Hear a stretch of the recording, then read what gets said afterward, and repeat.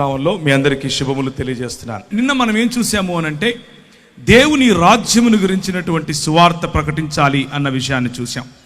నిన్న మనం ఏం చూసాము అనంటే మన ప్రభువుకు కలిగినటువంటి ప్రత్యక్షత, మన ప్రభు అయినటువంటి యేసు క్రీస్తుకు ఉన్నటువంటి ఈ పరిశుద్ధాత్మ యొక్క అభిషేకము ఏమిటి అనంటే, ఆయన ప్రభువు ఆత్మ నా మీద ఉన్నది, బీదలకు సువార్త ప్రకటించుటకై ఆయన నన్ను అభిషేకించెను, చెరలో ఉన్న వారిని విడుదలకును, గ్రుడ్డి వారికి చూపును కలుగునని ప్రకటించుటకును, నలిగిన వారిని విడిపించుటకును, ప్రభువు హితవత్సరము ప్రకటించుటకును ఆయన నన్ను పంపియున్నాడు అన్న విషయాన్ని మనం చూసాం. అదే దేవుని యొక్క లేకపోతే ప్రభు అయినటువంటి యేసు క్రీస్తు శరీరముగా పిలువబడినటువంటి మనము, ఆయన తల మీద ఆయన మనకు శిరస్సుగా ఉన్నాడు అన్నటువంటి సత్యమును ఎరిగినటువంటి మనము, ఆయనను అభిషేకించినటువంటి పరిశుద్ధాత్ముడు ఏ విశాల దర్శనము కోసం, ఏ విశాలమైనటువంటి దృక్పథం కోసం ఆయనను అభిషేకించాడో అదే అభిషేకపు నూనె, అదే అభిషేక తైలము, సహోదరులు ఐక్యత కలిగి ఉండుట ఎంత మేలు, ఎంత మనోహరము. అది అహరోను తల మీద పోయబడి తన గడ్డము మీదుగా కారి తన చొక్కాయి అంచుల వరకు, అంటే మొత్తము శరీరాన్ని నింపేటటువంటి, మొత్తము శరీరాన్ని తడిపేటటువంటి పరిశుద్ధాత్ముని యొక్క అభిషేకమును గురించి మనం మాట్లాడుకుందాం. పరిశుద్ధాత్ముని యొక్క అభిషేకము కారణంగా మన ప్రభు అయినటువంటి యేసుక్రీస్తు తండ్రి కుమార పరిశుద్ధాత్ములుగా తన్ను తాను బయలుపరుచుకున్నటువంటి ఏకదేవుని యొక్క ఈ ప్రణాళికను మనం అర్థం చేసుకునే ప్రయత్నం చేద్దాం. ఆ ప్రణాళికలో నువ్వున్నావు, ఆ ప్రణాళికలో నేను ఉన్నాను. ఆయన శరీరములో భాగముగా మనము ఆయన పనిని, ఆయన మనకి ఇచ్చినటువంటి ఈ బృహత్తరమైనటువంటి కార్యాన్ని, ఆయన రాజ్య స్థాపనను గురించి మాట్లాడుకోబోతున్నాం. ప్రభు అయిన యేసు క్రీస్తు మరి మొట్టమొదటిసారిగా తన పరిచర్యలోనికి రావటానికి ముందు ఇదే లూకా సువార్త 4వ అధ్యాయంలో ఆయన అభిషేకం గురించి మాట్లాడుకున్నాం. ఈ 4వ అధ్యాయంలోనే 4వ వచనం నుంచి కనుక మనం చూసినట్లయితే ఆయన అంటున్నాడు, మొదటి వచనం నుంచి, యేసు పరిశుద్ధాత్మ పూర్ణుడై యోర్దాను నది నుండి తిరిగి వచ్చి 40 దినములు ఆత్మచేత అరణ్యములో నడిపింపబడి అపవాది చేత శోధింపబడెను. ఆ దినములలో ఆయన ఏమీయూ తినలేదు. అవి తీరిన తరువాత ఆయన ఆకలిగొనగా అపవాది, నీవు దేవుని కుమారుడవైతే రొట్టె అగునట్లు ఆ రాతితో చెప్పుమని ఆయనతో చెప్పెను. అందుకు యేసు, మనుష్యుడు రొట్టె వలన మాత్రమే కాదు జీవించడు అని వ్రాయబడి ఉన్నదని వారికి ప్రత్యుత్తరం ఇచ్చెను. అప్పుడు అపవాది ఆయనను తీసుకొని పోయి భూలోక రాజ్యములన్నిటినీ 1 నిమిషములో ఆయనకు చూపించి, ఈ అధికారమంతయు నీ రాజ్యముల మహిమని నీకిత్తునని, అది నాకు అప్పగింపబడి ఉన్నది, అదెవనికి నేను ఇవ్వగోరుదునో వానికిత్తును, కాబట్టి నీవు నాకు మ్రొక్కితివా, ఇదంతా నీకు నీదగునని ఆయనతో చెప్పెను. నీ దేవుడైన ప్రభువుకు మొక్కి ఆయనను మాత్రమే సేవింపవలను అని వ్రాయబడి ఉన్నదని వాడికి ఉత్తరము ఇచ్చెను. పిమ్మట ఆయనను యెరూషలేమునకు తీసుకుని పోయి దేవాలయ శిఖరమునకు నిలబెట్టి, నీవు దేవుని కుమారుడవైతే అక్కడ నుండి క్రిందికి దూకుము, నిన్ను కాపాడుటకు నిన్ను గూర్చిన తన దూతలకు ఆజ్ఞాపించనని నీ పాదముప్పుడైనను రాతికి తగులకుండా వారు నిన్ను చేతులతో ఎత్తుకొందురు అని వ్రాయబడి ఉన్నదని వాడితో చెప్పాను. అందుకు యేసు, నీ దేవుడైన ప్రభువును శోధింపవలదు అని చెప్పబడి ఉన్నదని వానికి ప్రత్యుత్తరమిచ్చెను. అప్పుడు యేసు ఆత్మ బలముతో గలిలయకు తిరిగి వెళ్ళెను. ఆయనను గూర్చిన సమాచారము ఆ ప్రదేశమందంతటయు వ్యాపించెను. ఆయన అందరి చేత ఘనత నుండి వారి సమాజ మందిరములలో బోధించుచు వచ్చెను.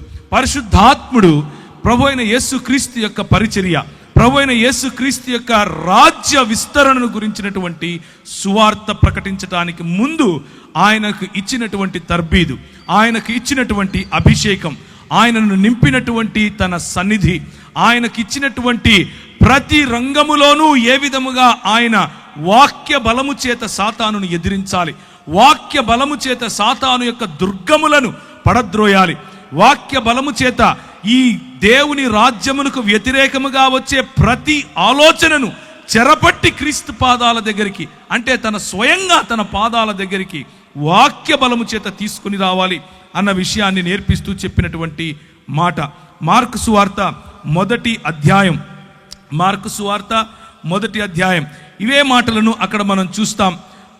మరియు నీవు నా ప్రియకుమారుడవు, నీ యందు నేను ఆనందించుచున్నానన్న ఒక శబ్దము ఆకాశం నుండి వచ్చిన వెంటనే పరిశుద్ధాత్మ ఆయనను అరణ్యములోనికి త్రోసికొని పోయెను. ఆయన సాతాను చేత శోధింపబడుచు అరణ్యములో 40 దినములు అడవి మృగములతో నుండెను. మరియు దేవదూతలు అనుదినము ఆయనకు పరిచర్య చేయుచుండిరి.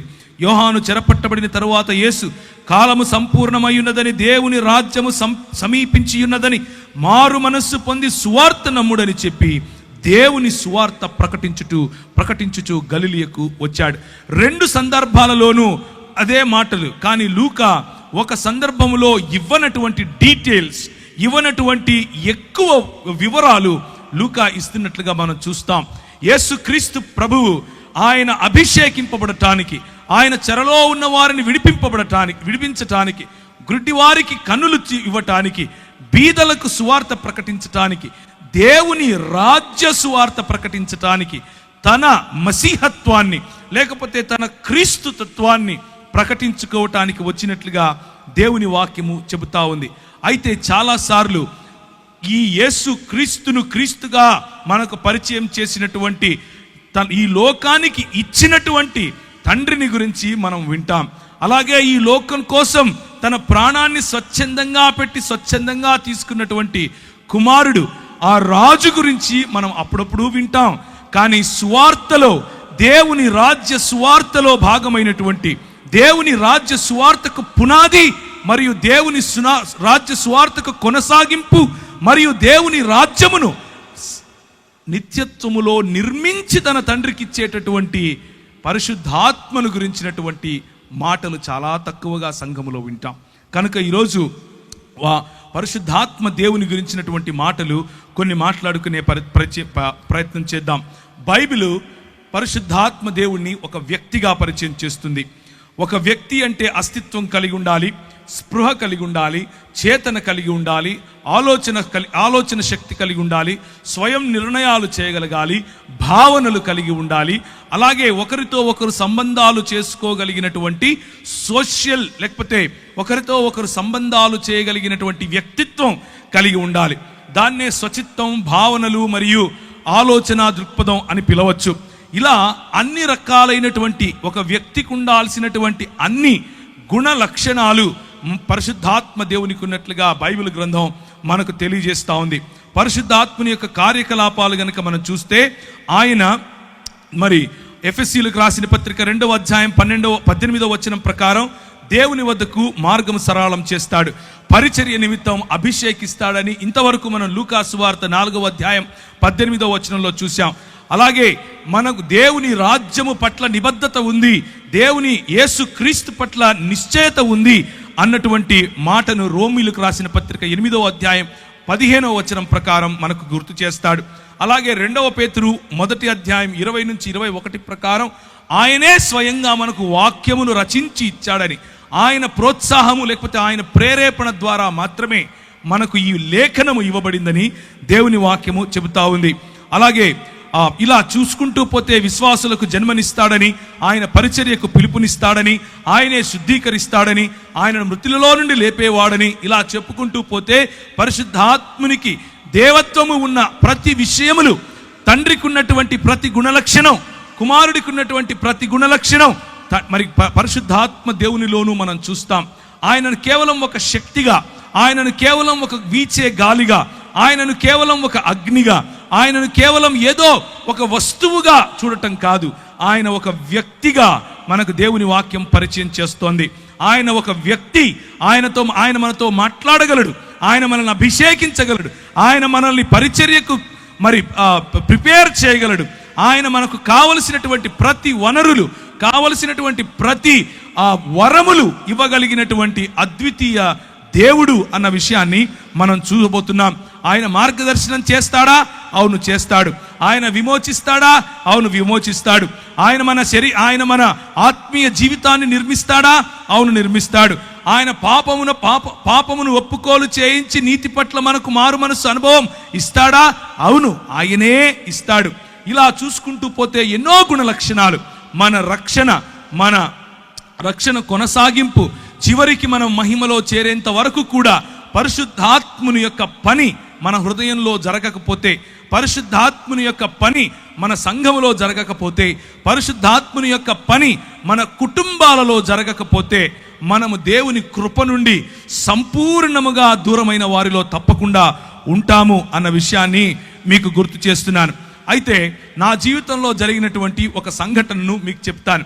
ఒకానొక సమయంలో, లేకపోతే నేను మా నాన్నగారు క్రైస్తవులు కాదు, కానీ మా అమ్మ క్రైస్తవురాలు.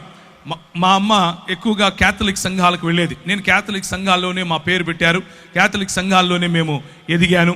ఆ తర్వాత గుండ్లు కొట్టించుకుంటూ తిరిగే టైపు, అంటే వేలాంకనికి వెళ్ళటం, ఇలాంటి పరిస్థితి. నేను చిన్నతనంలోనే తల్లిని విడిచి హాస్టల్కి వెళ్ళిపోవటం, అక్కడ ఉండటం. ఆ తర్వాత 10వ తరగతి మా ఊరు కడప, మా ఊరికి తిరిగి రావటం. ఆ ఊరిలో భయంకరమైనటువంటి అల్లరి, భయంకరమైనటువంటి గొడవలు, భయంకరమైనటువంటి ఫ్యాక్షనిజంలో పడిపోవటం. అలా పడిపోయిన తర్వాత ప్రభువు నన్ను రక్షించటం, నీవు లోకమునకు వెలుగై ఉన్నావు అన్నటువంటి మాట చేత నా జీవితాన్ని మార్చటం. ఒకానొక సమయంలో మరి కోల్పోయినటువంటి సంబంధాల కారణంగా నేను దుఃఖిస్తూ ఉన్న సమయంలో ఒక వ్యక్తి నన్ను సంఘానికి తీసుకుని వెళ్ళటం, లేకపోతే ఒక యూత్ మీటింగ్కి తీసుకుని వెళ్ళటం. అక్కడ నేను ప్రభువును తెలుసుకోవటం, నీవు లోకానికి వెలుగై ఉన్నావు అన్న విషయాన్ని ఆయన గుర్తు చేసి ఆయన నా జీవితంలో రక్షణ సువార్తను, నా జీవితంలో దేవుని రాజ్య సువార్తను ఆయన నాటినప్పుడు నా జీవితం మారిపోయింది. నేను ఈ దేశానికి ఒక కళంకంగా ఉండాల్సింది పోయి, నేను నాకున్నటువంటి దూకుడు స్వభావం కారణంగా నా దేశానికి, నా కుటుంబానికి, స్వయంగా నా జీవితానికి భయంకరమైనటువంటి ఒక మచ్చగా మిగలాల్సింది పోయి, కనీసం ఇప్పుడు దేశానికి ఏమీ పెద్ద ఉద్ధరించకపోయినప్పటికీ కనీసం నన్ను చూసి నా కుటుంబం కానీ నా దేశం కానీ సిగ్గుపడే అవస్థలో లేకుండా ఉన్నాను. దానికి కారణం ప్రభు అయినటువంటి యేసు క్రీస్తు. అలా నా జీవితాన్ని కొనసాగించే సమయంలో నేను వాడేటటువంటి డ్రగ్స్, నేను తాగేటటువంటి అన్ని, లోకంలో ఉన్న ప్రతి గొడవ, లోకంలో ఉన్నటువంటి ప్రతి అలవాటు ఆయన తీసివేశాడు. ఒకానొక సమయంలో నేను ప్రార్థన చేసుకుంటున్నాను. ఒకానొక సమయంలో ఒక రోజంతా గడిపి, ప్రభు దగ్గర సమయం గడిపి, ఉపవాసంలో ఆయన నుంచి శక్తి పొందుకోవాలి, ఆయన నుంచి పరిచర్యను గురించినటువంటి ఒక దర్శనం పొందాలి, అసలు ప్రభువు నా పట్ల కలిగిన ప్రణాళిక ఏంటి అని ఒకరోజు నేను హైదరాబాద్లో ఉన్నటువంటి నారాయణగూడ బ్యాప్టిస్ట్ చర్చ్కి వెళ్ళాను. ఆ బ్యాప్టిస్ట్ చర్చ్లో ప్రేయర్ టవర్లో కూర్చుని ప్రార్థన చేస్తున్నాను. ప్రార్థన చేస్తున్న సమయంలో విపరీతమైనటువంటి ఒక కాంతి, విపరీతమైనటువంటి ఆ కాంతిని నన్ను ఆవరించటం, నేను తెలియని భాషలలో మాట్లాడటం, యేసుక్రీస్తు ప్రభువు యొక్క ఆవరణ, యేసుక్రీస్తు ప్రభువు యొక్క సన్నిధి, పరిశుద్ధాత్ముని యొక్క కృమరింపు నా జీవితంలో నేను గమనించాను. పరిశుద్ధాత్ముడు నన్ను తాకినప్పుడు, పరిశుద్ధాత్ముడు నా పైన బలంగా వీచినప్పుడు నేను తట్టుకోలేకపోయాను. నా హృదయం పులకించిపోయింది, నా శరీరం పులకించిపోయింది. నేను కళ్ళు మూసుకుని ఉన్నాను. నేను ఒక గొప్ప దర్శనం చూస్తున్నాను. ఇదిగో తెల్లని బట్టలు వేసుకున్నటువంటి చాలా మంది నెత్తిన టోపీ పెట్టుకొని పరిగెట్టుకుంటూ వస్తున్నారు. ప్రభు అయిన యేసుక్రీస్తు తన చేతులు బారుగా చాల్చి నిలబడుకుని ఉంటే ఆయన కౌగిలిలోనికి ఎంతో కొన్ని వేల మంది పరిగెట్టుకుంటూ వస్తున్నారు. ఆమోసు గ్రంథం ద్వారా ప్రభువు నాతో మాట్లాడాడు. ఆమోసు గ్రంథం ద్వారా ప్రభువు నాతో మాట్లాడి ఆయన నాకు వినిపించే విధంగా పరిశుద్ధాత్ముని యొక్క నడిపింపు. ఆయన అన్నాడు, నీవు ఇందోర్ అనే పట్టణానికి వెళ్ళాలి, నువ్వు చండీగఢ్ అనే పట్టణానికి వెళ్ళాలి, నువ్వు ఉదయ్పూర్ అనేటటువంటి పట్టణానికి వెళ్ళాలి. మరి దైవజనులు ఇప్పుడు నిలబడుకుని మాట్లాడుతూ, ఏమయ్యా ఉత్తర భారతదేశంలో చాలా మంది అవసరం వెళ్ళరా అని అంటున్నాడు. అదే సంఘటన నాకు జరిగింది. 2000 సంవత్సరంలో భక్త సింగ్ గారు చనిపోయారు. ఆయనను తీసుకుని వెళ్తున్నారు. కొన్ని వేల మంది ఆయనకు వెనకగా వెళుతున్నారు. ప్రార్థిద్దాం అనంటే కొన్ని వేల మంది తలలు ఉంచుకొని ప్రార్థిస్తున్నారు. ఆ దృశ్యం నేను పైనుంచి చూశాను. దేవా, ఒక వ్యక్తి ఉత్తర భారతదేశం నుంచి నా ప్రజలను ప్రేమించి తెలుగు వారి మధ్యకు వచ్చి మరి పరిచర్య చేస్తే నేనెందుకు వెళ్ళకూడదు అన్నటువంటి ఆ ఛాలెంజ్ నేను తీసుకున్నాను. నేను వెళ్ళాను, మధ్యప్రదేశ్ అనే ప్రాంతంలోకి వెళ్ళాను. పరిశుద్ధాత్ముడు నన్ను నడిపిస్తున్నాడు. ఒకానొక రోజు రాత్రి రెండు చొక్కాలు 2 ప్యాంట్లు పెట్టుకుని బయలుదేరాను. నాకు భాష రాదు, ఒక్కరు తెలియదు, ఆ ప్రాంతం తెలియదు, ఎక్కడుండాలో తెలియదు, ఏం చేయాలో తెలియదు. దేవుడు చెప్పాడు, నేను వెళ్ళాలి. పరిశుద్ధాత్ముని యొక్క ప్రిపరేషన్, పరిశుద్ధాత్ముడు నీలో నిన్ను నింపినప్పుడు కేవలము నూనె బుడ్డీలు అమ్ముకునే పాస్టర్గా మారవు. నువ్వు గుర్తుంచుకోండి ఈ విషయం. పరిశుద్ధాత్ముడు నిన్ను తాకినప్పుడు నువ్వు ఛాలెంజెస్ తీసుకుంటావు. ఇంతవరకు సహోదరుడు ఆజాద్ చెప్పినట్లుగా తన దేవుని ఎరిగిన వారు బలము కలిగి గొప్ప కార్యాలు చేస్తారు. గొప్ప కార్యాలు చేస్తారు. నీ సంఘం పక్కన ఇంకొకడు సంఘం పెట్టే కార్యాలు కావు, గొప్ప కార్యాలు చేస్తారు. ప్రభువు లేని చోట ప్రభువును ప్రకటించడానికి ముందుకొస్తారు. అది చీకటి, భయంకరమైనటువంటి చలి. ఉత్తర భారతదేశంలో మనం ఇక్కడ ఏదైతే ఊపుకుంటున్నామో ఈ సమయంలో అక్కడ చల్లగా ఉంటుంది. అంటే ఇప్పుడు వేడిగానే ఉంటుందిలేండి. నేను వెళ్ళింది డిసెంబర్, జనవరి, ఫిబ్రవరిలో భయంకరమైన చలి. ఆగస్టు నెలల్లో కూడా భయంకరమైనటువంటి వాతావరణం, వర్షం పడిన తర్వాత చలిగా ఉంటుంది. నేను వెళ్ళాను, నాకు తెలియదు అంత చలి ఉంటుందని. మామూలు చొక్కాలు వేసుకుని మామూలుగా వెళ్ళిపోయాను. నేను అక్కడికి వెళ్తే గడగడ వణికిపోతున్నాను. కిందికి దిగాను. రైల్వే స్టేషన్లో ప్లాట్ఫామ్ మీద 3 రాత్రులు గడిపాను. 3 రాత్రులు ప్రార్థన, ఉదయాన్నే లేయటం, వాక్య పరిచర్యకి వెళ్తాం, ప్రార్థన, ఉదయాన్నే లేయటం. ప్రభు నాకు చెప్తున్నాడు, ఫలానా టెంపో ఎక్కు, ఫలానా చోట దిగు, ఫలానా ఇంటికెళ్ళు, ఫలానా వాడితో మాట్లాడు. ఆయన చెప్పింది చెప్పినట్లుగా మరి ముందుకెళ్ళటానికి దేవుని పరిశుద్ధాత్మ యొక్క శక్తి, పరిశుద్ధాత్ముడు మనల్ని నింపినప్పుడు, పరిశుద్ధాత్ముడు మనలో ఛాలెంజ్, సవాలు విసిరినప్పుడు మనం తీసుకోగలగాలి. 2 చొక్కాలు 2 ప్యాంట్లతో వెళ్ళానని చెప్పాను. చేపులో నా దగ్గర 500-700 డబ్బులున్నాయి. ఆ రోజుల్లో 500 అంటే మహా అయితే కూడా ఒక 10 రోజులు మనం ఉండొచ్చు. ఈ రోజుల్లో 500 అంటే 1/2 రోజే ఉంటాం, అది మీకు తెలిసిన విషయమే. అయితే నేను వెళ్ళాను. ఒకరోజు రాత్రి నా దగ్గర డబ్బులు కూడా అయిపోతున్నాయి. ప్రభువు రాత్రి నాకు ఒక దర్శనం చూపించాడు. ఒక ఇల్లు, దాని వెనక, దానిపైన జూలాగర్ అని రాసుంది. జూలాగర్ అంటే ఇంట్లో పిల్లలు పెట్టుకోవటానికి ఉండేటటువంటి ప్రదేశం. ఆ ఇల్లు నాకు కనిపించింది. లోపల ఒక రూమ్ చూపించాడు. ఒక చైరు, ఒక బల్ల, దాని మీద ఒక గ్లాసు, దాంట్లో అంటే చెంబు, దాంట్లో నీరు, ఒక కాట్ అంటే ఒక మంచం. ఆ మంచం మీద మంచి పరుపు, గల్లగల్లగా ఉండేటటువంటి ఒక బెడ్షీట్. ఇది నాకు కనిపించింది. రాత్రి ఆ దర్శనం చూశాను. ఉదయం పరిశుద్ధాత్ముడు నడిపిస్తున్నట్లుగా నడుస్తున్నాను. పరిశుద్ధాత్ముడు నాకు చెప్పినట్లుగా ఏ డైరెక్షన్లో, ఏ దిశగా నేను వెళ్ళాలో ఆ దిశగా వెళుతున్నాను. 2.5-3 కిలోమీటర్లు నడుస్తూ దేవుని పరిచర్య, వాక్యం. నాకు వచ్చి రాని హిందీ ఏం చేస్తాం, ఏదొస్తే అది మూగ సైగలు అనుకోండి, మాట్లాడుతూ ప్రజలకు చెప్పుకుంటూ వెళ్ళాను. ఒక చోట ప్రభు దిగమన్నాడు. దిగి చూస్తే ఎదురుగా అదే ఇల్లు కనిపిస్తోంది. దేవునికి స్తోత్రం కలుగును గాక. ఆ ఇంటికి వెళ్ళి తలుపు తట్టు అన్నాడు. నేను ఆ ఇంటికి వెళ్ళి తలుపు తట్టాను. అది జైన్లు ఉండేటటువంటి ఇండ్లు. అంటే ఆ ఇంట్లో వాళ్ళు జైన మతాన్ని వాళ్ళు అనుసరిస్తారు. ఆమె వచ్చి ఏం కావాలి అని అడిగింది, హిందీలో, తెలుగులో కాదు. నాకు ఏం లేదండి, రూమ్ కావాలి అని అడిగాను. అవునా అని పైనుంచి కిందికి చూసి, పైన ఒక రూమ్ ఉంది, చూసుకోపో అంది.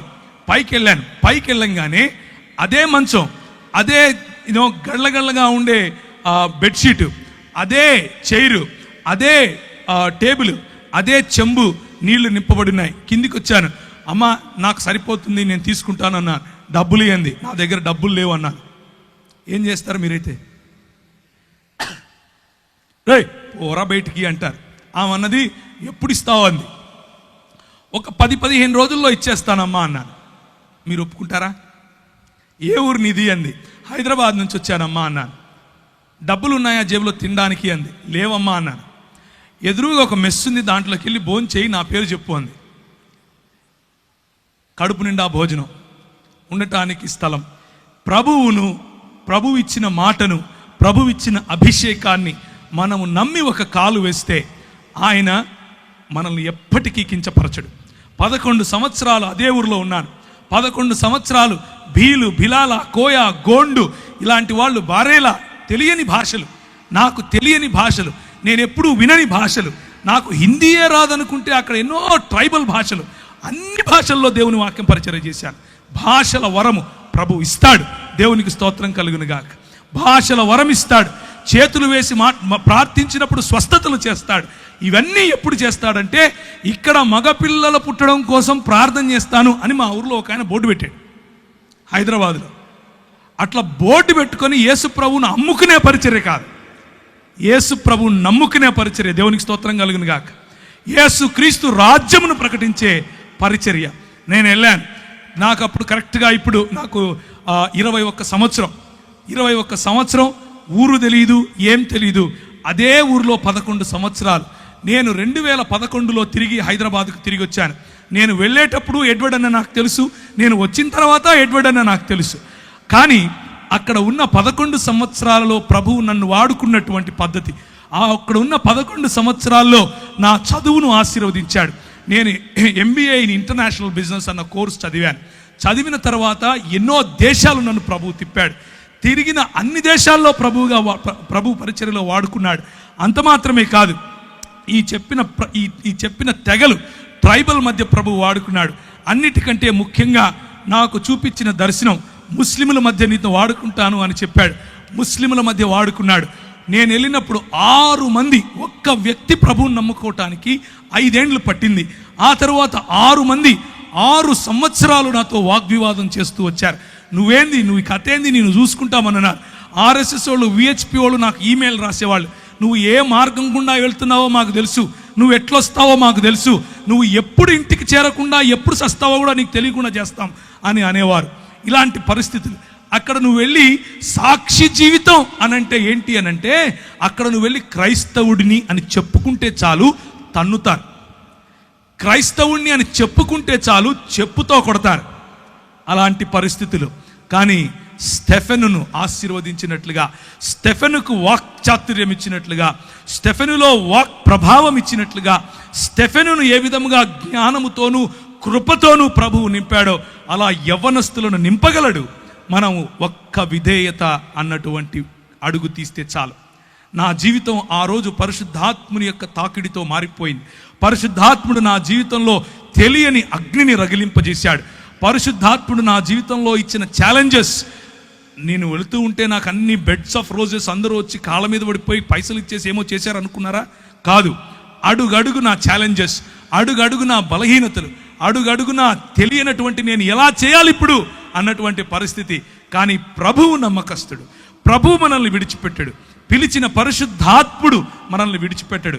మనల్ని అభిషేకించిన పరిశుద్ధాత్ముడు ఎక్కడెక్కడ నీకు ఏ పరీక్షలు పెడుతున్నాడో ఆ పరీక్ష ఉత్తీర్ణుడైనటువంటి మరుక్షణం తన ప్రత్యక్షతనిస్తాడు.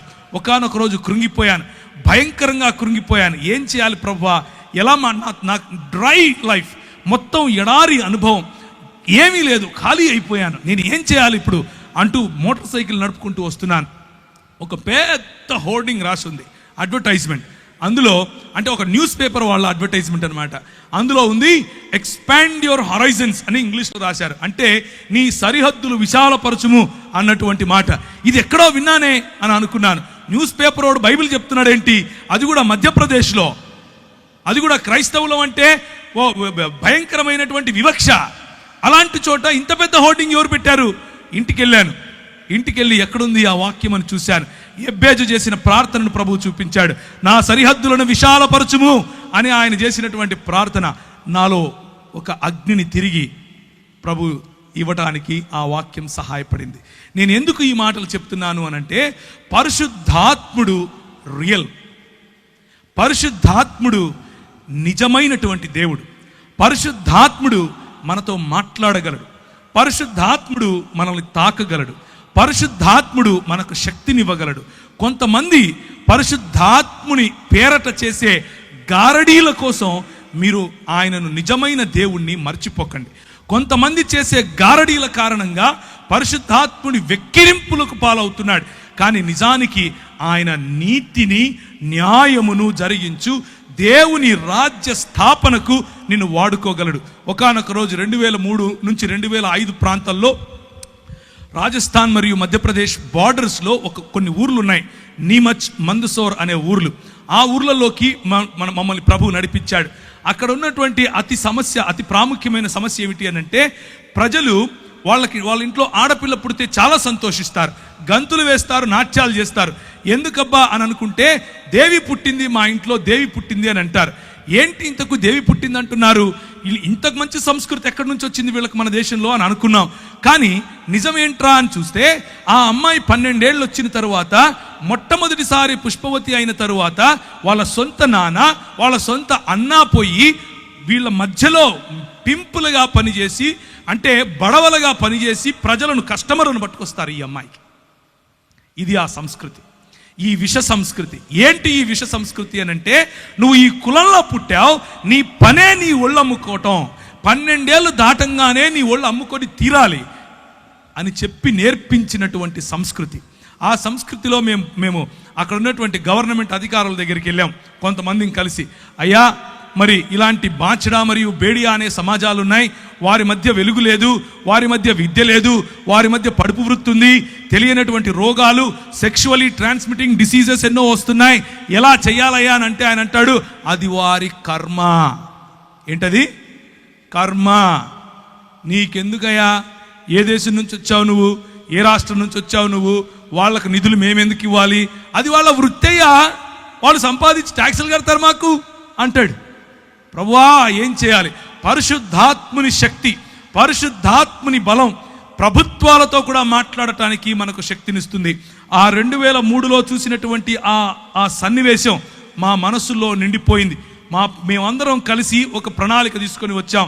ఈరోజు 2019కి వేలకు పైగా ఆ బాంచడా సమాజానికి చెందిన వారు, చదువుకున్న వారు ఉన్నారు. వేలకు పైగా పడుపు వృత్తిని వదిలేసిన వారు. వారి మధ్యలో స్కూళ్ళు స్థాపించాం, వారి మధ్యలో ఆలయాలు స్థాపించాం, వారికి పరిశుద్ధాత్మ దేవుణ్ణి పరిచయం చేశాం. పరిశుద్ధాత్మ దేవుడు కొంతమందికి అయితే వారిలో ఉన్న భయంకరమైన రోగాలు, నువ్వు సస్తావు, నువ్వు బ్రతకవు అని డాక్టర్లు చెప్తే చెయ్యి వేసి ప్రార్థన చేస్తే ప్రభు వారిని లేపాడు. స్త్రీలు, చిన్నపిల్లలు వెళ్ళి ప్రార్థన చేస్తే వారికి స్వస్థత. ఇలాంటివి ఎన్నో కార్యాలు పరిశుద్ధాత్మ దేవుడు బోర్డు పెట్టుకొని అమ్ముకోవాల్సిన అవసరత లేకుండా చేయగలిగినటువంటి గొప్ప దేవుడు పరిశుద్ధాత్మ దేవుడు. ఆయన 3 రకాలుగా ప్రభు అయిన యేసు క్రీస్తుకు మరి అపవాది చేసినటువంటి పరీక్షలో గెలవటానికి అధికారం, లేకపోతే గెలవటానికి సామర్థ్యాన్ని ఇచ్చాడు. మొట్టమొదటిది వాక్యపరమైనటువంటి ఆన్సర్ ఏమిటి అని అంటే, నీకున్న ఆధారం ఏంటి? నాకున్న ఆధారం భోజనం. నీకున్న ఆధారం ఏంటి? భౌతికపరమైనటువంటి ఆశీర్వాదం. భౌతికంగా నీకు రొట్టెలిస్తాను, భౌతికంగా నీకు ఇల్లిస్తాను, భౌతికంగా నీకు కావలసిన ప్రతి అక్కర తీరుస్తాను, నీ అక్కర్లన్నీ తీర్చడానికి నేను ఆధారంగా ఉంటాను, నువ్వు వస్తావా అని యేసుక్రీస్తు ప్రభువును శోధిస్తే, ప్రభువు పరిశుద్ధాత్ముని శక్తి, పరిశుద్ధాత్ముని తోడు కారణంగా ఆయన అంటాడు, నా ఆధారం దేవుడు మాత్రమే. నీ రొట్టెలతో నేను బ్రతకను, దేవుని నోట నుంచి వెలువడే ప్రతి వాక్యము చేత నేను బ్రతుకుతాను. దేవునికి స్తోత్రం కలుగును గాక. I will defeat you with the power of the Holy Spirit. I will defeat you with the power of the word of God. దేవుని యొక్క వాక్యపు శక్తి చేత, దేవుని యొక్క పరిశుద్ధాత్ముని శక్తి చేత నీ ఆధారాన్ని నేను తీసి పారేస్తాను, ఎందుకంటే నా ఆధారం దేవుడు అని చెప్పాడు. రెండవ పరీక్ష యేసు ప్రభువుకు పెట్టినది ఏమిటి అని అంటే, ఆరాధన అన్నటువంటి పరీక్ష. ఆరాధన అన్నటువంటి పరీక్షను కూడా ప్రభు అయిన యేసు క్రీస్తు అనంటే, అంకిత భావం ఎవరికి చూపిస్తావు నువ్వు? నాకు మొక్కు చాలు అని అన్నాడు. ప్రభు అంటాడు, నా అంకిత భావం నా తండ్రి అయినటువంటి దేవునికి మాత్రమే నేను ఇస్తాను, నేను ఆయనకు మాత్రమే ఇస్తాను, నేను ఆయన మాత్రమే అనుసరిస్తాను. దేవుని వాక్యపు శక్తి, పరిశుద్ధాత్ముని యొక్క శక్తి అపవాదిని ఓడగొట్టింది. ఆయనకి ఇచ్చినటువంటి మూడవ పరీక్ష ఏమిటి అని అంటే, అధికారం. నీకు నేను అధికారం ఇస్తాను, ఇదిగో చూడు, సర్వ ప్రపంచము నా దగ్గరే ఉంది, ఈ ప్రపంచం పైన నేనే అధికారిని, నీకు ఈ అధికారం ఇచ్చేస్తాను, నువ్వు నా దగ్గరికి రా. నిన్న మనం చూసాం, మనం పోగొట్టుకున్న అధికారాన్ని తిరిగి సంపాదించటానికి మనము పాపం అనేటటువంటి ఊబిలో పడిపోయి ఉన్నాం కనుక, మన యేసు క్రీస్తు యొక్క, లేకపోతే దేవుని యొక్క స్వరూపమును, దేవుని యొక్క పోలికను కుంటుబడిందిగా మారిపోయింది కనుక, స్వభావ సిద్ధముగా మనం పాపులం అయిపోయాం కనుక, స్వభావ సిద్ధంగా మన అంకిత భావం సాతాను వైపుకు, సాతాను రాజ్యం వైపుకు ఉంది కనుక, మనం ఆధారము వాడే అనుకుంటాం, మన ఆరాధన వాడికే ఇస్తాం, అలాగే మన అంకిత భావము వాడికే, అలాగే మన అధికారము కూడా వాడికే ఇచ్చేసాం. ప్రభు అంటాడు, అవసరం లేదు నువ్వు ఇచ్చే అధికారం నాకు, నువ్వు నీ దేవుడైనటువంటి యెహోవాను శోధింపటానికి నీకు ఎంత ధైర్యం అని అంటాడు.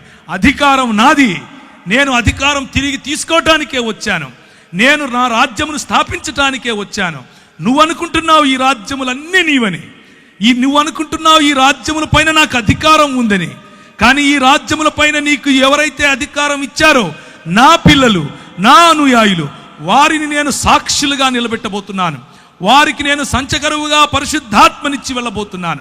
నాకు తోడుగా ఉండి నిన్ను ఓడించటానికి అవసరమైనటువంటి పరిశుద్ధాత్ముడు నేను వారికి ఇచ్చిపోతాను. నీవు నీ దేవుడైనటువంటి యెహోవాను శోధించటానికి నీకు అర్హత లేదు అని కొట్టి పారేశాడు. ఇది దేవుని రాజ్య సువార్త. దేవుని రాజ్య సువార్త ఈరోజు ప్రకటించబడుతున్నట్లుగా వేరొక యేసు కాదు. ఈరోజు ప్రకటింపబడుతున్నట్లుగా వేరొక ఆత్మ కాదు. ఈరోజు ప్రకటింపబడుతున్నట్లుగా వేరొక సువార్త కాదు. మనము నమ్మేటటువంటి యేసు రాజైన యేసు. మనము నమ్మేటటువంటి యేసు రాజులకు రాజైన యేసు. మనము నమ్మేటటువంటి యేసు ప్రభువులకు ప్రభువైన యేసు. మనము నమ్మేటటువంటి యేసు దేవుళ్లకు దేవుడైనటువంటి దేవుడు. ఆయన రాజ్యమును స్థాపించటానికి వచ్చాడు. ఆయన స్థాపిస్తాడు. మనము నమ్మేటటువంటి, మనము అంగీకరించినటువంటి ఆత్మ, ఆయన వస్తే కింద పడిపోయి పూనకాలు వచ్చేది, ఆయన వస్తే గట్టి గట్టిగా ఇకిలిగా నవ్వేది, ఆయన వచ్చాడని చెప్పి గట్టి గట్టిగా కేరింతలు కొట్టి అవతలోని కొట్టేది, లేకపోతే ఒక ఆయన అంటాడు వామిటింగ్ ఆత్మ అంట, ఆయనకు పరిశుద్ధాత్ముడు వస్తే వామిటింగ్ వస్తుందంట. ఒక ఆయన అంటాడు పరిశుద్ధాత్మ వస్తే నేను అవతలోని తిడతానంటాడు. ఒక ఆయన పరిశుద్ధాత్మ వస్తే నేను సాతాను తిడతానంటాడు. ఎట్లా పడితే అట్లా. పరిశుద్ధాత్ముని శక్తి రాజ్య నిర్మాణానికి ఉపయోగపడుతుంది. పరిశుద్ధాత్ముని శక్తి నోరు తెరిచి మాట్లాడితే అవతలి వాడికి తర్కాన్ని నిర్వీర్యం చేస్తుంది. పరిశుద్ధాత్ముని శక్తి చేయుంచి ప్రార్థించకపోయినా చేతులు ఉంచితే చాలు స్వస్థత తీసుకొస్తుంది. పరిశుద్ధాత్ముని శక్తి యేసుక్రీస్తు యొక్క వర్చస్సును, యేసుక్రీస్తు యొక్క రాచరికాన్ని చాటుతుంది. పరిశుద్ధాత్ముని శక్తి ఈ లోకములో ఉన్నటువంటి, ఈ లోకనాథుడైనటువంటి అపవాది యొక్క క్రియలను లయపరుస్తుంది. పరిశుద్ధాత్ముని శక్తి మనకు స్వస్థతతో పాటు బుద్ధిని తీసుకొస్తుంది. పరిశుద్ధాత్ముని శక్తి గవర్నెన్స్ తీసుకొస్తుంది.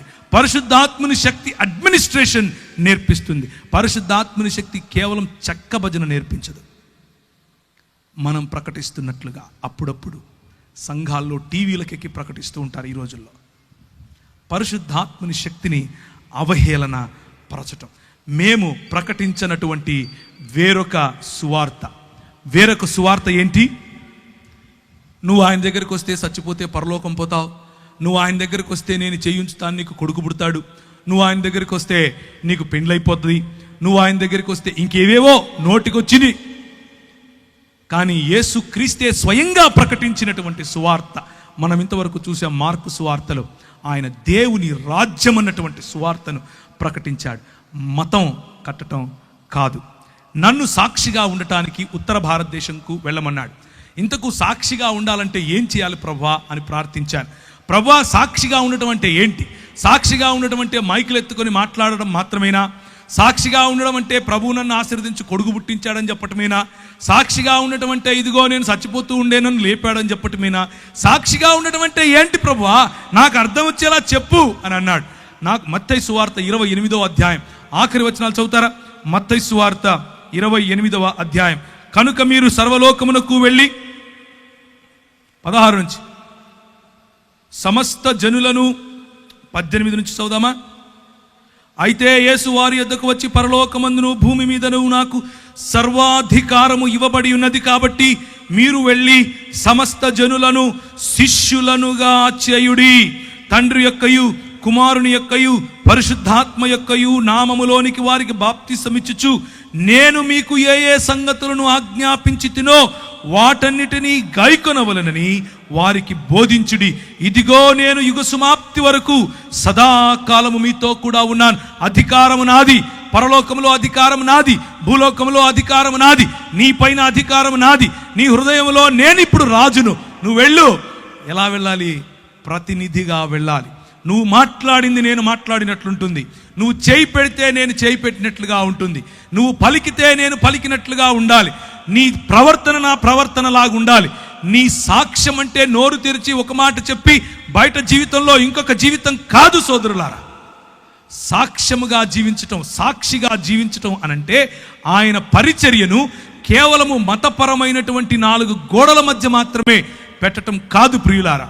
సాక్షి జీవితం అనంటే నీ వ్యాపారం ఆయనది, సాక్షి జీవితం అనంటే నీ రాజకీయం ఆయనది, సాక్షి జీవితం అనంటే నీ అడ్మినిస్ట్రేషన్ ఆయనది, సాక్షి జీవితం అంటే నీ కుటుంబం ఆయనది, సాక్షి జీవితం అనంటే నువ్వు ఏ ఏ రంగములో, ప్రభుత్వ రంగమైనా, వ్యాపార రంగమైనా, ప్రైవేటు రంగమైనా, మీడియా రంగమైనా, ఏ రంగంలో నువ్వు పనిచేసినా ఆయన నాకు ప్రభువు, ఆయన ప్రతినిధిగా నేను ఇక్కడ ఉన్నాను, ఆయన కొరకు నేను సంఘ స్థాపన, ఆయన కొరకు నేను రాజ్య స్థాపన చేయటానికి ఉన్నాను అన్నటువంటి దృక్పథము కలిగి ఉండటం. అందుకనే ఆయన అంటాడు, జనములను ఏం చేయాలి? శిష్యులనుగా చేయాలి. జనములను అన్న చోట దేశములను, సంస్కృతులను, జన సమూహాలను అని కూడా తర్జుమా చేయొచ్చు. గ్రీకులో వాడినటువంటి పదము ఎత్నే అన్నటువంటి పదం, ఆ పదాన్ని అలా కూడా తర్జుమా చేయొచ్చు. మన పిలుపు ఒక దానియేలు పిలుపు, మన పిలుపు ఒక నెహెమ్యా పిలుపు, మన పిలుపు ఒక దావీదు పిలుపు, మన పిలుపు ఒక ఎస్తేరుకి ఇవ్వబడినటువంటి పిలుపు. మన పిలుపు కేవలము చెక్కభజన చేసే పిలుపు కాదు. మన పిలుపు కేవలం మతంలో ఉండటం కాదు. మన పిలుపు వాడి చేతి పని యందు నిపుణత గలవాడిని చూచితివా, వాడు అల్పుల ఎదుట కాదు రాజుల ఎదుట నిలబడును అని దేవుని వాక్యం చెబుతా ఉంది. ఆ పిలుపులో మనం ఉన్నాం అన్న విషయాన్ని జ్ఞాపకం చేసుకోండి. అపోస్తలుల కార్యములు 1వ అధ్యాయం, అపోస్తలుల కార్యము 1వ అధ్యాయం. ఆయన శ్రమపడిన తరువాత 40 దినముల వరకు వారికి అగపడుచు ఏం చెప్పాడు? మీరు ఒక మతం కట్టండి, మీరు వెళ్ళి చెక్క భజన చేయండి, మీతో పాటు నేను కూడా భజన చేస్తాను అన్నాడా? అది మన ఆత్మీయ జీవితంలో భాగం, కానీ అది మాత్రమే ఆత్మీయ జీవితం కాదు. ఆయన ఏమన్నాడు? దేవుని రాజ్య విషయములను గూర్చి బోధించుచు అనేక ప్రమాణములను చూపి వారికి తన్ను తాను సజీవునిగా కనపరుచుకుని దేవుని రాజ్యమును గురించినటువంటి విషయాలు. రాజ్యములో రాజు ఉంటాడు, రాజ్యములో సైన్యం ఉంటుంది, రాజ్యములో రాజుకు ప్రతినిధులు ఉంటారు, రాజ్యములో వనరుల వితరణ ఉంటుంది, రాజ్యములో వనరుల కేంద్రీకరణ ఉంటుంది, రాజ్యములో ఎకనామిక్స్ ఉంటాయి, రాజ్యములో సోషల్ సైన్సెస్ ఉంటాయి. ఏ విధంగా సామాజికంగా మనం ప్రజలను అట్టడుగునున్న వారిని బయటికి తీసుకొని రావాలి అన్న ఆలోచనలు ఉంటాయి. రాజ్యములో విద్య, వైద్య, ఆరోగ్య రంగాలు ఉంటాయి, రాజ్యములో మీడియా ఉంటుంది. ప్రతి ఒక్క విషయము, ఒక జన సమూహానికి చెందిన ప్రతి ఒక్క విషయము రాజ్యములను గురించినటువంటి, దేవుని రాజ్యమును గురించినటువంటి విషయాలు వారికి ప్రభువు చెప్పాడు. ఆ తరువాత ఆయన వారిని కలుసుకొని ఇలాగు ఆజ్ఞాపించెను, మీరు యెరూషలేములో నుండి వెళ్ళక నా వలన వినిన తండ్రి యొక్క వాగ్దానము కొరకు కనిపెట్టుడి. యోహాను నీళ్లతో బాప్తిసమిచ్చను గాని కొద్ది దినములలో మీరు పరిశుద్ధాత్మలో బాప్తిసము పొందెదరు. ఈ రాజ్య స్థాపన పరిశుద్ధాత్మునితో మాత్రమే జరుగుతుంది. ఈ రాజ్య స్థాపన పరిశుద్ధాత్ముని గ్రహించి, పరిశుద్ధాత్ముని పొందుకొని, పరిశుద్ధాత్ముని యొక్క శక్తిలో జీవిస్తేనే జరుగుతుంది. మన సొంత శక్తికి చేత కాదు, మన సొంత ఆలోచనలకు చేత కాదు, మన సొంత జ్ఞానముతో నిర్మించలేం. పరిశుద్ధాత్ముడు దిగి రావాలి, పరిశుద్ధాత్ముడు దిగి వస్తాడు. కాబట్టి వారు కూడి వచ్చినప్పుడు, ప్రభువా, ఈ కాలమందు ఇశ్రాయేలుకు రాజ్యమును మరలా అనుగ్రహిస్తావా? ఇంకా మనోళ్ళు ఏం ఆలోచిస్తున్నారు?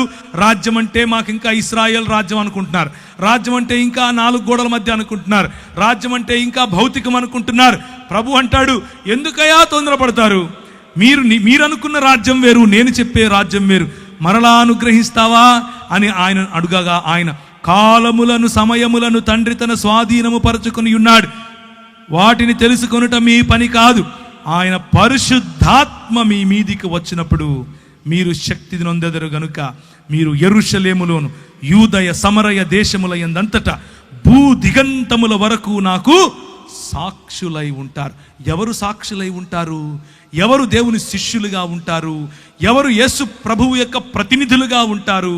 పరిశుద్ధాత్ముని పొందుకున్నవారు, పరిశుద్ధాత్ముని నీడలో నడవాలనుకున్నవారు, పరిశుద్ధాత్ముని యొక్క వరములను పొందినవారు, పరిశుద్ధాత్ముని యొక్క ఫలమును జీర్ణించుకున్నవారు, పరిశుద్ధాత్ముని యొక్క ప్రేరణలో నడవాలని కసిగా ఉన్నవారు. అలాంటి వారు యేసు ప్రభువు యొక్క ప్రతినిధులుగాను శిష్యులుగాను ఉంటారు. భక్త కోటి భక్తులుగానే ఉండిపోతారు. మనము ఏ జాబితాలో ఉండాలో మనము నిర్ణయించుకోవచ్చు. సాక్షులై ఉంటారు. ఎలా సాక్షులై ఉంటారు? 2వ అధ్యాయం. అప్పుడు వేగముగా వీచు బలమైన గాలి వంటి ఒక ధ్వని, 2వ వచనం, ఆకాశము నుండి అకస్మాత్తుగా వారు కూర్చుండి ఉన్న ఇల్లంతయు నిండెను.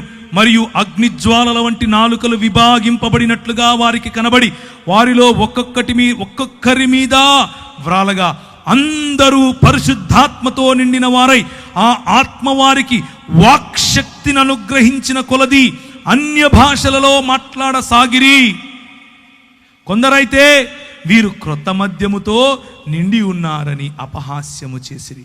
ప్రియమైనటువంటి దేవుని సంఘమా, పరిశుద్ధాత్ముని యొక్క తాకిడి, పరిశుద్ధాత్ముని దిగి వచ్చినప్పుడు, ప్రజలు మన జీవితాల్లో జరిగేటటువంటి కార్యాలు చూసినప్పుడు, మన వాక్ శక్తిని చూసినప్పుడు, మన జీవితాల్లో కలిగినటువంటి పరిశుద్ధత పట్ల కసిని చూసినప్పుడు, మన జీవితాల్లో న్యాయం పట్ల మనకు వచ్చినటువంటి ఆ మక్కువను చూసినప్పుడు, కనికరాన్ని ప్రేమించాలి అన్నటువంటి విలువలు చూసినప్పుడు, అయ్యో అట్టడుగున ఉన్నాడే వీడు కుష్ఠరోగి, వీడిని కాల్చేద్దాం, లేకపోతే ఇసుక తెన్నుల్లో తీసుకెళ్లి పూడ్చేద్దాం, వీడిని తాకొద్దు, వీడి వల్ల కష్టం అని అనుకున్నప్పుడు పరిశుద్ధాత్ముని యొక్క నింపుదల, పరిశుద్ధాత్ముని యొక్క ప్రేరణ ఒక విలియం కేరీ గారికి వాణ్ణి హత్తుకోమని చెప్పింది.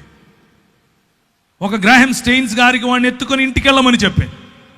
తీసుకుని వెళ్ళారు. పరిశుద్ధాత్ముని యొక్క శక్తి కుష్ఠరోగాన్ని సైతం జయించగలదు. కేవలము చేయి ఉంచి ప్రార్థించటమే కాదు, చేత్తో అన్నం పెట్టగలదు, వాడి పుండ్లను తుడవగలదు, వాడి కట్లు కట్టగలదు. ప్రజలు చూసి అనుకుంటారు వీడు తాగొచ్చాడు అనుకుంటారు, బుద్ధి లేదు వీడికి అనుకుంటాడు.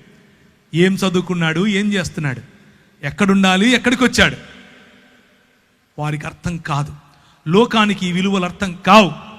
లోకానికి ఈ విలువలు ఎందుకు అర్థం కావు అనంటే, అన్నీ విడిచి సంపాదన మీద పడురా, లోకాన్ని దేశాన్ని దోచుకోరా అని లోకం నేర్పిస్తే, నీ సంపదను విడిచి, నీ వనరులను వితరీకరించి, నీ వనరులను వికేంద్రీకరించి, నీ వనరులను పంచిపెట్టి నీ ప్రజలను ప్రేమించు అని ప్రభువు చెప్తాడు. హత్తుకోలేని వారిని హత్తుకోమంటాడు, చూడలేని వారిని చూడమంటాడు. అదే నీ పిలుపు అని అంటాడు. 36వ వచనం, మీరు సిలువ వేసిన ఈ యేసునే దేవుడు ప్రభువుగాను క్రీస్తుగాను నియమించాడు. మొట్టమొదటి సువార్త ఏంటా సువార్త? మీకు పుల్లలు పుడతారు, మీకు కార్లు కొనిస్తాడు యేసు ప్రభు, ఇదా? కాదు. ప్రభువుగా దేవుడు నిర్ణయించాడు, ప్రభువుగా దేవుడు ప్రకటించాడు, ప్రభువుగా క్రీస్తుగా దేవుడు నియమించాడు. ఇది సువార్త. ఆ రోజు ఏం జరిగింది? అనేక మహత్కార్యములు, సూచక క్రియలు. 41వ అధ్యాయం. అప్పుడు ప్రతి వానికి భయము కలిగెను, మరియు అనేక మహత్కార్యములను సూచక క్రియలను అపోస్తలుల ద్వారా జరిగెను. విశ్వసించు వారందరూ ఏకముగా కూడి సువార్త జరిగిన చోట దేవుని రాజ్యము స్థాపింపబడుతుంది. ఆ దినమున 3000కు పైగా ఆ దినమున ప్రభువును పొందారు. కాబట్టి అతని వాక్యము అంగీకరించిన వారు బాప్తిస్మము పొందిరి. ఆ దినమున ఇంచుమించు 3000 మంది చేర్చబడ్డారు. ఒక్కసారిగా 3000 మంది బాప్తిస్మము పొంది దేవుని రాజ్య స్థాపనగా ఆనాడు పరిశుద్ధాత్ముడు దిగి వచ్చిన కారణంగా, పరిశుద్ధాత్ముని యొక్క శక్తి చేత మాట్లాడిన మాటల కారణంగా 3000 మంది దేవుని రాజ్యములో భాగస్థులైపోయారు. వారి ఆధారం దేవుడయ్యాడు, వారి అధికారం దేవుడయ్యాడు, వారి యొక్క ఆరాధన యేసుక్రీస్తు అయ్యాడు. కనుకనే దేవుని రాజ్య స్థాపన జరిగింది. దేవుని రాజ్య స్థాపన జరిగినప్పుడు వారికి వచ్చినటువంటి ప్రేరణ ఏంటి? దేవుని రాజ్య స్థాపనలో మీ ఇల్లు కొల్లగొట్టింది మా ఇంట్లో పెట్టుకుంటాను, నా దగ్గరకు వచ్చి ఫోటో తీసుకొని 10,000 ఇవ్వండి, నా ప్రోగ్రాంకి 20,000 ఇవ్వండి, నీకు లైట్లు పెట్టుకొని అడుక్కుంటాను, మీ గొలుసులు వేయండి, మీ ఉంగరాలు వేయండి, ఇదా వాళ్ళు చేసింది? కాదు. చూడండి ఏం చేశారు. అపోస్తలుల ద్వారా జరిగింది. ఏం జరిగింది? విశ్వసించిన వారందరూ ఏకముగా కూడి తమకు కలిగినదంతయు సమిష్టిగా ఉంచుకొనిరి. సమిష్టి అనేటటువంటి వనరుల కేంద్రీకరణ, సమిష్టిగా ఉన్నటువంటి బల కేంద్రీకరణ, సమిష్టిగా ఉన్నటువంటి మానవ వనరులు, సమిష్టిగా ఉన్నటువంటి ఆర్థిక వనరులు, సమిష్టిగా ఉన్నటువంటి పరిశుద్ధాత్మ వరములు. ఇది దేవుని రాజ్య కార్యము. ఇదియుగాక వారు తమ చర స్థిరాస్తులను అమ్మి అందరికిని వారి వారి అక్కరుల చొప్పున పంచిపెట్టిరి. దేవుని రాజ్యములో ఉండేటువంటి విలువలు ఏంటంటే, మనవి అమ్మి పంచి పెడతాం. అవతలి వాడికి అవసరతను బట్టి, అవతలి వాడి అక్కరును బట్టి నాకున్నంతలో అవతలి వాడికి ఇస్తాం. నాకీ అని అడుక్కునే బతుకు కాదు దేవుని రాజ్య విస్తరణ అంటే. దేవుని రాజ్య విస్తరణ అంటే పోగేసుకోవటం కాదు, పోగేసిన దాన్ని పంచిపెట్టడం. దేవుని రాజ్య విస్తరణ అంటే ప్రజలకు ఆశీర్వాదకరంగా ఉండటం. పరిశుద్ధాత్మని తాకిడి అనంటే ప్రజలను నీ తాకిడి చేత పరిశుద్ధాత్మకు పరిచయం చేయటం. ఆనందముతో నిష్కల్మషమైన హృదయముతో ఆహారము పుచ్చుకొనుచు మరియు ప్రభువు రక్షణ పొందుచున్న వారిని అనుదినము వారితో చేర్చుచుండెను. పరిశుద్ధాత్ముని పని ఏంటి అని అంటే, అనుదినము ప్రజలు మనల్ని చూసినప్పుడు ఇదిగో దేవుని రాజ్యం అని గుర్తిస్తారు. మతం కడితే దూరం పోతారు. దేవుని రాజ్యం కడితే ఇది దేవుని రాజ్యం అని గుర్తిస్తారు. అప్పుడు విశ్వసించిన వారు అపోస్తలుల బోధ యందును, సహవాసమందును, రొట్టె విరుచుట యందును, ప్రార్థన యందును ఎడతెగక ఉండటం మర్చిపోలేదు. దేవుని రాజ్యములో మంచి బోధ ఉంటుంది. దేవుని రాజ్యములో యేసు ప్రభువును గురించిన బోధ ఉంటుంది. దేవుని రాజ్యములో సాటి మనిషి ప్రేమించాలన్న బోధ ఉంటుంది. దేవుని రాజ్యములో సాటి మనిషికి యొక్క అక్కర్లను తీర్చాలన్న బోధ ఉంటుంది. దేవుని రాజ్యంలో సాటి మనిషికి యేసు క్రీస్తు ప్రాణం ఎలా పెట్టాడు, నేను నీ కోసం ప్రాణం ఎలా పెట్టగలను అన్న బోధ ఉంటుంది. ఆ బోధ అనుసారమైనటువంటి సహవాసం ఉంటుంది. ఆ సహవాసానుసారమైనటువంటి రొట్టె విరవటం ఉంటుంది. అందరికీ భోజనం, అందరికీ సామ్యవాదం, అందరికీ బట్ట, అందరికీ ఇల్లు, అందరికీ సౌఖ్యం, అందరికీ ప్రభువు యొక్క పిలుపు. అందరూ మరి ఆయన సంఘములో ప్రభువు ఇచ్చినటువంటి వనరులను తీసుకొని సంతోషముగా ఆయన కొరకు జీవించాలన్నటువంటి ఆశ కలిగి ఉండే రాజ్యము దేవుని రాజ్యము. అందుకనే పరిశుద్ధాత్ముడు మనల్ని నానా విధములైనటువంటి, మొదటి కొరింథీయులకు రాసిన పత్రిక 12వ అధ్యాయం, నానా విధములైనటువంటి కార్యములను కలవు గాని అందరిలోనూ అన్నిటినీ జరిగించు దేవుడు ఒక్కడే. ఆయన అందరి ప్రయోజనము కొరకు ప్రతివానికి ఆత్మ ప్రత్యక్షత అనుగ్రహింపబడుచున్నది. ఎలయనగా ఒకనికి ఆత్మ మూలముగా బుద్ధివాక్యము, మరి ఒకనికి ఆత్మను అనుసరించు జ్ఞానవాక్యము, మరి ఒకనికి ఆత్మ నుండే విశ్వాసము, మరి ఒకనికి ఒక్క ఆత్మ వలననే స్వస్థపరచు వరము, మరి ఒకనికి అద్భుత కార్యములు చేయు శక్తి, మరి ఒకనికి ప్రవచన వరము, మరి ఒకనికి ఆత్మల వివేచన, మరి ఒకనికి నానావిధ భాషలను మరి ఒకనికి భాషలకు అర్థము చెప్పు శక్తియు అనుగ్రహింపబడి ఉన్నది. ఇదంతా మనం తీసుకొచ్చి ఏం చేశాం? మతంలో పెట్టేశాం. ఆ భాషలు మాట్లాడతాను నేను, కానీ ఎక్కడ? కేవలము సంఘములోనే. ఏ గవర్నమెంట్ ఉద్యోగం చేస్తూ భాషలు మాట్లాడవా? ఏ బుద్ధివాక్యముని గవర్నమెంట్ ఉద్యోగంలో చేసే ఆ ఆఫీసులో చెప్పవా? ఒక ఆఫీసర్కు బుద్ధివాక్యం కావాలంటే నేను వచ్చి చెప్తానా, నువ్వు చెప్తావా? ఇలాగే 12వ అధ్యాయంలో చూడండి 28వ వచనము, మరియు దేవుడు సంఘములో మొదట కొందరిని అపోస్తలుగాను, పిమ్మట కొందరిని ప్రవక్తలుగాను, పిమ్మట కొందరిని బోధకులుగాను, అటు పిమ్మట కొందరిని అద్భుతములు చేయువారుగాను, తరువాత కొందరిని స్వస్థపరచువారుగాను, కృపావరములు గలవారుగాను, కొందరిని ఉపకారములు చేయువారుగాను, కొందరిని ప్రభుత్వములు చేయువారుగాను, కొందరిని నానా భాషలు. ప్రభుత్వములు చేయాలి, ఉపకారములు చేయాలి. ఇవన్నీ కేవలం ఎక్కడ చేయాలి? దేవుని యొక్క సంఘము అంటే 4 గోడలని మనం నిర్ణయించేశాం. దేవుని యొక్క సంఘం అంటే యేసు క్రీస్తు రాజ్యం. దేవుని సంఘం అంటే మనము 4 గోడల మధ్యకు వచ్చి చేసేటటువంటి ప్రతి ఆదివారపు కూడిక మాత్రమే కాదు. దేవుని సంఘం అంటే యావత్ ప్రపంచములోనూ క్రైస్తవ సంఘం ఎక్కడెక్కడైతే యేసు క్రీస్తును, ఆయనకే అంకిత భావం, ఆయనే మా ఆధారం, ఆయనే మా ఆరాధన అని ఎవరైతే జీవిస్తున్నారో వారందరూ సమిష్టిగా రాగలగటం, వారందరూ సమిష్టి వనరులను జతపరచగలగటం, వారందరూ సమిష్టిగా ఎక్కడెక్కడైతే ఆయన రాజ్య విస్తరణ జరగలేదో అక్కడక్కడ కొందరు కాపరులుగాను, అక్కడక్కడ కొందరు అపోస్తలుగాను, అక్కడక్కడ కొందరు భాషలు మాట్లాడేవారు గాను, అక్కడక్కడ కొందరు ప్రవచనములు చెప్పేవారు గాను, అక్కడక్కడ కొందరు అద్భుత కార్యములు చేసేవారు గాను, అక్కడక్కడ కొందరు మరి ప్రభుత్వములు చేసేవారు గాను, అలాగే మంచి కార్యములు ఉపకారములు చేసేవారు గాను ప్రభువు పంపించాడు. అలా కాదా మన దేశంలోనికి పరిశుద్ధాత్ముని యొక్క వరము తీసుకుని రాబడింది? అలా కాదా మన దేశంలోనికి వేరే దేశాలలో పరిశుద్ధాత్ముని అనుభవిస్తున్న, పరిశుద్ధాత్ముని యొక్క తాకిడిని అనుభవిస్తున్న వారు ఇంట్లోనే కూర్చుని ఇది చాలే 4 గోడల మధ్య మతం కడదాం అని అనుకుంటే సరిపోయేదా? మన దేశానికి వచ్చారు. మన దేశంలో ఉన్నటువంటి తోమా గారు మొదలు పెడితే ఇప్పటి వరకు కొన్ని లక్షల మంది వారి ప్రాణాలను ప్రాణార్పణాలుగా పోశారు. పరిశుద్ధాత్ముడు మనల్ని అభిషేకించినప్పుడు ఛాలెంజెస్ తీసుకుంటాం. పరిశుద్ధాత్ముడు మనల్ని అభిషేకించినప్పుడు కేవలము మన టాలెంట్స్ 4 గోడల మధ్య కాదు, సంత వీధులలో చాటుతాం, రాజుల ఎదుట చాటుతాం. దానియేలు నీకంటే నాకంటే దుర్భరమైన పరిస్థితి, ఒక దాసుని లాంటి పరిస్థితి. దానియేలు దాసుడిగా వెళ్ళాడు, తినటానికి లేదు, ఉండటానికి లేదు, దిగంబరులుగా. దాసులకు ఎలా పెడతారో తెలుసా? పుట్టగోసిలాగా కేవలం ఇది మాత్రమే కప్పుతారు, మిగిలింది అల్లా వాళ్ళు ఖాళీగానే ఉండాలి. అలాంటి దాసత్వంలోనికి వెళ్ళిన దానియేలును ఎక్కడ తీసుకుని వెళ్ళాడు ప్రభువు? 4 గోడల మధ్య మతం కట్టడానికి తీసుకెళ్ళాడా?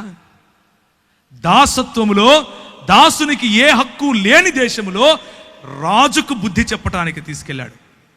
మేనే టెకేలు ఫార్సిన్ అని చెప్పగలిగాడు. ఎలా చెప్పగలిగాడు?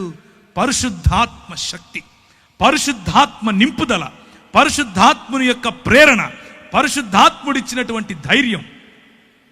కేవలము 4 గోడల మధ్య మాట్లాడుకోవటం కాదు, ప్రపంచములో రాజుల ఎదుట మాట్లాడగలగటం, ప్రపంచములో లోక నాయకుల ఎదుట మాట్లాడగలగటం.